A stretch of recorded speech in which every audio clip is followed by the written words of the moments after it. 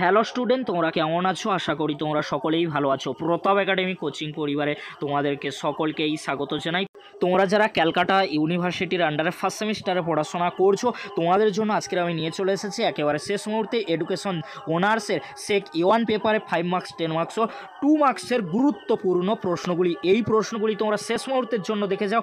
অবশ্যই তোমরা 5 marks 10 marks ও 2 মার্কসের প্রশ্নগুলি নিয়ে চিন্তামুক্ত থাকবে, কারণ আমাদের দেওয়া সাজেশন কখনো ফল্ট হয় না। আমাদের দেওয়া সাজেশন থেকে তোমরা 100% প্রশ্ন পরীক্ষায় কমন পেতে চলেছো। প্রথমে তোমরা দেখে নাও 10 মার্কসের জন্য গুরুত্বপূর্ণ প্রশ্নগুলি। আবারও তোমাদেরকে বলে রাখি, তোমাদের যাদের এডুকেশন অনার্স সাবজেক্টটি রয়েছে, সেক A1 পেপারটি রয়েছে, প্রথমে তোমরা দেখে নাও 10 মার্কসের জন্য গুরুত্বপূর্ণ মাত্র 8টি প্রশ্ন। এই 8টি প্রশ্ন তোমরা ভালো করে দেখে যাও। অবশ্যই তোমরা এখান থেকে 10 মার্কসের প্রশ্নগুলি কমন পেয়ে যাবে।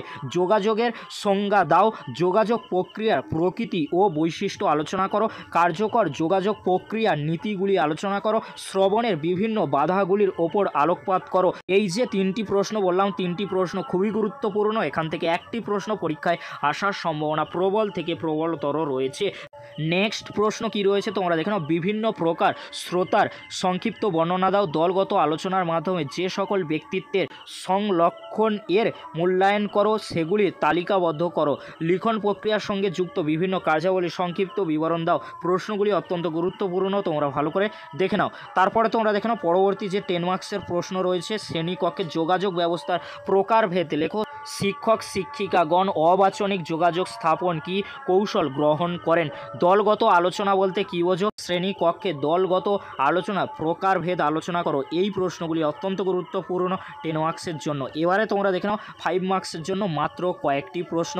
অবাচনিক যোগাযোগ সম্পর্কে টিকা লেখো। দ্রুত পঠনের কৌশল হিসাবে ভাষা পাঠ এবং পুঙ্খানুপুঙ্খ পাঠ সংক্ষিপ্ত টিকা হিসেবে তোমরা দেখে রাখবে। এবারে তোমরা দেখে নাও পরবর্তী প্রশ্ন, সংক্ষিপ্ত টিকা লেখো। তাৎক্ষণিক বক্তৃতা অত্যন্ত গুরুত্বপূর্ণ। এই যে 3টি প্রশ্ন বললাম। শ্রেণীকক্ষে দলগত আলোচনা বলতে কী বোঝো? এর সুবিধা ও অসুবিধাগুলি লেখো। ভাষাগত যোগাযোগ বলতে কী বোঝো? এই যোগাযোগের বৈশিষ্ট্যগুলি উল্লেখ করো।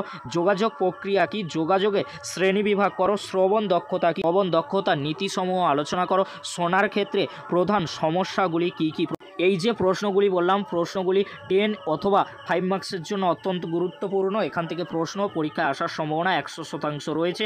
এবারে তোমরা দেখে নাও 5 মার্কস ও 10 মার্কসের জন্য কিছু এক্সট্রা প্রশ্ন, যদি তোমরা পারো। যারা ভালো স্টুডেন্ট রয়েছে, অত্যন্ত ভালো স্টুডেন্ট, তোমাদেরকে বলো তোমরা এই প্রশ্নগুলি অবশ্যই দেখে যাবে। 10 মার্কসের জন্য 4টি প্রশ্ন রয়েছে, যে 4টি প্রশ্ন এক্সট্রা হলেও কিন্তু গুরুত্বপূর্ণ রয়েছে, তোমরা ভালো করে দেখে নাও। এবারে তোমরা দেখে নাও, তোমরা যারা 5 মার্কসের জন্য এক্সট্রা প্রশ্ন করতে চাইছো, এই 3টি প্রশ্ন তোমরা দেখে যেতে পারো এক্সট্রা হিসাবে। এবারে তোমাদেরকে বলে রাখি, তোমাদের যাদের এডুকেশন জেনারেল সাবজেক্টটি রয়েছে, সেক A1 পেপারটি রয়েছে, তোমাদের 2 মার্কসের প্রশ্ন কিন্তু পরীক্ষায় থাকবে।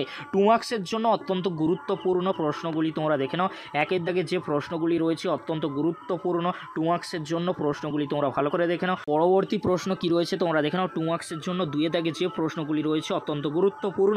পরবর্তী প্রশ্ন কি রয়েছে তোমরা দেখে নাও। 3 দাগে রয়েছে সরব পঠনের যে 2টি বৈশিষ্ট্য, অত্যন্ত গুরুত্বপূর্ণ প্রশ্নগুলি। এখানে কিন্তু প্রিভিউনিং রয়েছে, অবশ্যই তোমরা ভালো করে প্রশ্নগুলি দেখে নাও। 4 নম্বর দাগে যে প্রশ্নগুলি রয়েছে, বাচনিক বা ভার্বাল যোগাযোগের যে 2টি উদাহরণ বাক্য কি, তারপর অবাচনিক বা নন ভার্বাল, অত্যন্ত গুরুত্বপূর্ণ প্রশ্নগুলি রয়েছে, তোমরা ভালো করে প্রশ্নগুলি দেখে নাও। এবারে তোমাদেরকে বলে রাখি, তোমরা যারা এডুকেশন অনার্স সাবজেক্টটি নিয়ে পড়াশোনা করছো, সেক A1 পেপারটি রয়েছে, গত বছর অর্থাৎ 2023 সালে যে প্রশ্নপত্র হয়েছিল, তোমরা প্রশ্নপত্রটি দেখে নাও। এই প্রশ্নপত্রে অর্থাৎ কমিউনিকেশান স্কিল, এখান থেকে যে প্রশ্নগুলি 2023 সালে এসেছিল, অবশ্যই তোমরা এগুলিকে স্কিপ করবে। তোমরা কোন প্রশ্নগুলি পড়বে? আমি যেগুলি 2 মার্কস 5 মার্কস ও 10 মার্কসের জন্য দেখালাম, ওই প্রশ্নগুলি তোমরা শেষ মুহূর্তের জন্য দেখে যাও। অবশ্যই তোমরা কমন পেয়ে যাবে আগামীকাল পরীক্ষায়। এই প্রশ্নগুলি তোমরা দেখে নাও। এই প্রশ্নগুলি তোমরা পড়বে না, যদি আমাদের দেওয়া সাজেশনে থেকে থাকে তোমরা স্কিপ করবে, কারণ এই প্রশ্নগুলি পরীক্ষায় আসবে না। প্রশ্নপত্রটি তোমরা ভালো করে দেখে নাও। আজকের এতটুকু, পরবর্তীতে দেখা হচ্ছে নেক্সট ভিডিওতে। ভিডিওটি দেখার জন্য তোমাদেরকে অসংখ্য ধন্যবাদ।